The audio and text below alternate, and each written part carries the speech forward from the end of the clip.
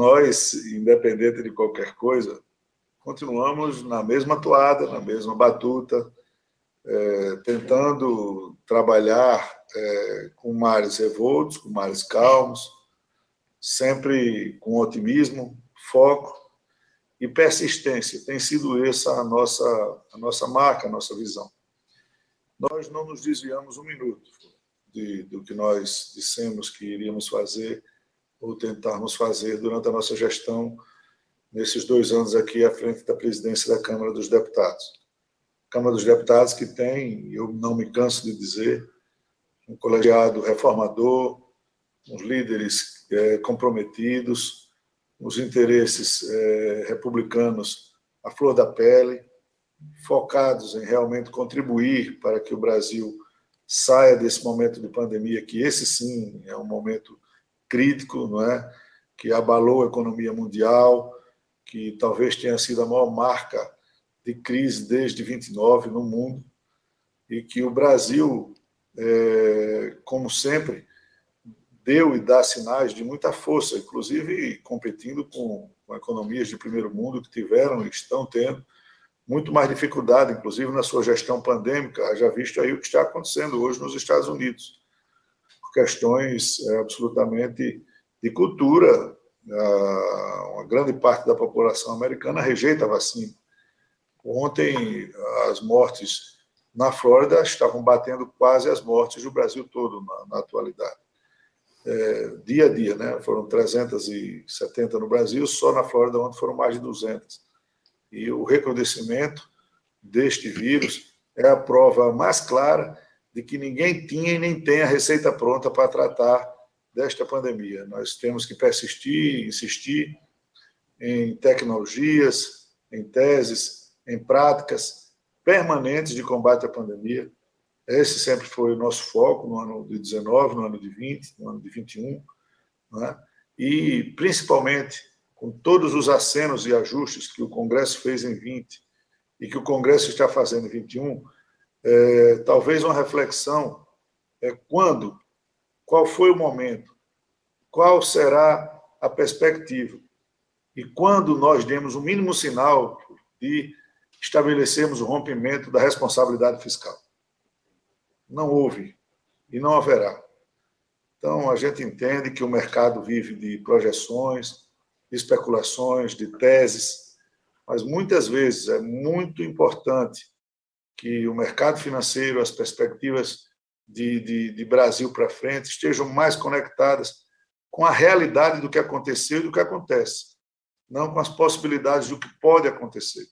Então, a gente tem esforçado muito, tem trabalhado bastante para deixar claro que algumas nuances, às vezes, fogem ao campo político, simplesmente. Às vezes, elas vêm do campo jurídico, como essa questão dos precatórios. Num crescimento geométrico de decisões e decisões jurídicas que têm seu curso, e nós temos limites orçamentários, inclusive limites discricionários da manutenção da máquina pública.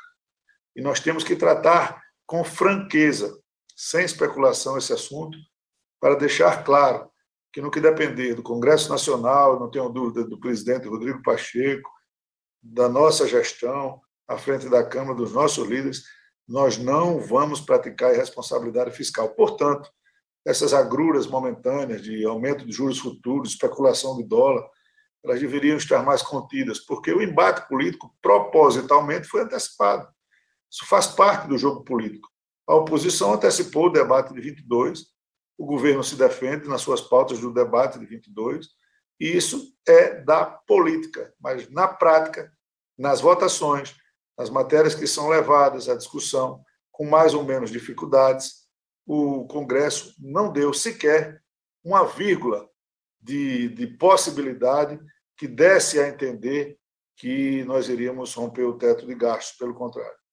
Embora, às vezes, a gente perca um pouco a paciência com as especulações, fique tristes com algumas projeções, mas é da natureza. A gente sabe e tem que respeitar todo mundo no seu quadrado, mas absolutamente eu queria iniciar dizendo que, no que pertence ao Congresso Nacional, isso não terá viabilidade. E isso eu já fiz diversas vezes. Eu, inclusive, a semana passada estava achando que o meu crédito está bastante reduzido na palavra, é uma coisa que a gente sempre cultivou, porque enquanto depender de nós, aqui nós vamos procurar alternativas para manter a responsabilidade fiscal que anda junto, agarrada da democracia. Não existe democracia sem a responsabilidade fiscal e vice-versa. Então, esse binômio e deve ser cultivado por quem dirige o país e por quem dele precisa estável para sobreviver nos seus negócios. O que eu ouvi é que todos nós sabemos que a maioria desses precatórios não mais estão na mão dos dos agentes originários. Isso aí já está na mão de fundo privado, de fundo de investimento, o mercado como um todo já precificou, isso já foi comprado com um deságio violentíssimo e hoje tem, lógico, uma decisão judicial que nós temos que respeitar e nós temos interesses monstruosos por trás do recebimento à vista desses precatórios. Não é? É um problema que tem que ser enfrentado claramente. A PEC ela dará um arrazoado de parcelamento, com algumas outras possibilidades. Você pode usar o precatório para adquirir imóvel da União, você pode usar o precatório para participar de leilões, você pode esperar numa fila, você acha que a gente poderia, em vez de 450 mil, aumentar para 1 milhão para pensões, para precatórios alimentícios, mas você tem que ter um regramento. Se lá o legislador, quando fez o teto de gastos, previu que os precatórios ficariam dentro do teto, é porque lá atrás os precatórios eram contidos em 11%, 13%, né? Tinham 13 bilhões de precatórios para ser pagos. O que havia é que havia um sistema de acompanhamento muito específico dessas decisões, por um motivo ou outro, em 2 anos seguidos, houve um crescimento exponencial. Nós não teríamos um ano de 22 mais apertado orçamentariamente, pelo contrário, o ano de 22 previa uma folga, Paulo, maior do que a de 21, inclusive uma folga orçamentária mais pujante. O que não dá para você prever é que num ano o seu precatório é 50, no outro ano é 90, o ano de 22 será quantos? 100 e quantos? Então, nós temos que ter e enfrentar esse tema, vamos discutir essa semana com os diversos setores do governo também, envolvendo o Ministério da Economia, Banco Central, governo em si, Casa Civil, Câmara e Senado, para que, obedecendo a responsabilidade de afirmar que não é para atender a um interesse de A ou B de um recebimento de um precatório que a gente vai excepcionalizar um ano de se pagar o precatório acima do teto. Não. Ou se arruma um jeito, uma maneira correta de fazer talvez um regramento de que já existem para estados e municípios, e o exemplo foi São Paulo, se eu não me lembro se foi na gestão do ex-prefeito Pita, ou se foi na gestão do ex-prefeito Kassab, que foi votada uma PEC justamente fazendo esse escalonamento de previsão de pagamento. Não é calote, não haverá calote no Brasil. O Brasil não suporta, não admite, não é um país de república de bananas para ir por esse caminho. Mas nós temos que tratar o assunto realmente com tranquilidade. Houve um descontrole com relação a essas decisões, elas vêm acontecendo, a maioria são de Fundeb, né? Há uma possibilidade clara de compensação entre estados que devem à União e vice-versa, e a partir daí se fazer um regramento ou uma solução alternativa que respeite justamente o teto de gasto. Eu não vejo necessidade, possibilidade de se estourar o teto, a não ser que essa situação se torne consensual e agradável para todo mundo, o que não é o caso. Não é? Agora, o que está por trás também dos precatórios, no meu entendimento, interesses monstruosos de quem os adquiriu, de advogados, de grandes escritórios de advogados, que é quem participam dessas negociações, e uma decisão judicial clara do STF, que nós ainda faremos essa semana, marquei semana passada, uma reunião com o presidente Fux, para, a nível de STF, uma possível mediação dessa solução, envolvendo o CNJ, envolvendo o Supremo Tribunal Federal, para que se chegue a um acordo de procedimentos com relação a essas decisões de precatório. A gente tem que ser claro no que a gente quer. O que é que a gente quer? É que a especulação de que vai romper o teto aconteça. O que a gente quer é que haja um calote institucional. O que a gente quer é que a máquina ela pare de investir, ela seja totalmente consumida pelos precatórios. A gente tem essas 3 alternativas, ou uma alternativa trabalhada. Eu prefiro uma alternativa razoavelmente trabalhada, que vai ter que ser muito negociada. Nós vamos, como eu disse essa semana, a pauta da Câmara está absolutamente leve para que a gente tenha tempo de passar e ter essas conversas com a área econômica, com o Banco Central, com o STF, com o governo, com a Casa Civil, com o Segov, com quem vai participar dessas articulações.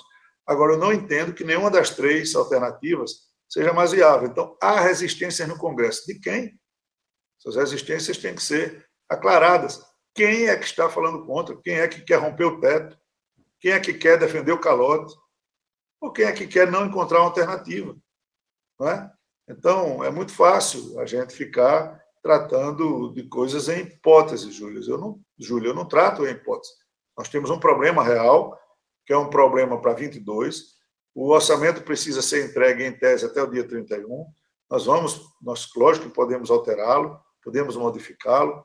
Nós temos até o final do ano para resolver esse assunto, mas esse assunto tem que ser tratado com responsabilidade. Esse assunto que movimenta aí alguns bilhões de reais em interesse, eles, no meu ponto de vista, foram um dos assuntos que forçaram as especulações, por exemplo, do aumento futuro dos juros, né? Criou alguma instabilidade ali no mercado com o dólar, sempre em cima das especulações. Então, no que depender de nós vamos trabalhar muito para uma saída negociada, votada, constitucionalizada ou não, que a gente encontre uma saída responsável para resolver esse problema. E, lógico, que com uma programação também responsável de pagamento de precatórios. Nós temos aí que trabalhar muito, conversar muito para que o governo tenha mais atenção ali na AGU, no Ministério da Economia, talvez no Ministério na Casa Civil, inclusive, no Ministério da Justiça, numa interface permanente com o Supremo para fazer o acompanhamento do que há de passivo, de precatórios ainda para dar decisão e um acompanhamento programado. Nós que fazemos política e que estamos em contato direto com a população, esse final de semana, no meu estado, rodei mais de 1.200 quilômetros, visitei 8, 10 municípios, do Agreste, do Sertão de Alagoas, e é uma coisa que é clara, e todos sabem, que com a pandemia, o preço das commodities e a pressão inflacionária, quem sentiu está lá embaixo, né? Não é possível você hoje dizer que um salário mínimo você faz uma feira decente hoje na sua casa. A energia, o gás, o combustível, as commodities, elas pressionam muito, né? Principalmente aquele mais pobre. E por mais que a gente tenha preocupações em fomentar a economia, em crescimento da economia, em dar condições para que o Brasil se restabeleça, que aumente, como vem aumentando o número de empregos formais, que a indústria dê sinais de recuperação, nós não podemos, como disse o Fula, estabelecermos que não vamos olhar para aqueles que estão no cadastro único, e até os excluídos do cadastro único, os que hoje fazem parte do Bolsa Família, que podem ser a estes agregados outros tantos que a pandemia nos mostrou que existem, de maneira absolutamente imparcial, impessoal, pelo contrário. Nós temos que ter um olhar atento a esse tema. Agora, isso já estava previsto dentro do orçamento, né? Isso já estava com cálculos, com possibilidades, numa tarifa média aí de R$300, isso está precificado um pouco mais, um pouco menos.